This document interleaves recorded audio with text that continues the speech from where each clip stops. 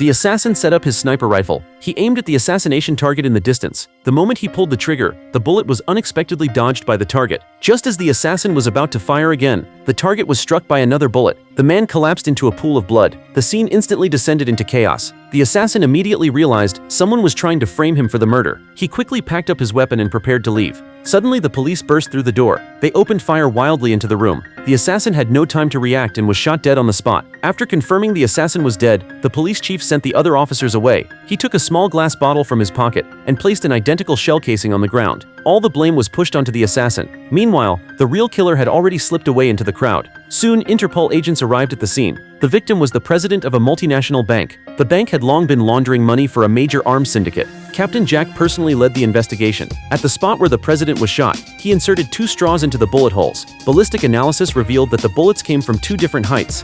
One was from the room where the assassin had been. The other came from a higher rooftop across the street. It offered a wider view and an easier escape route.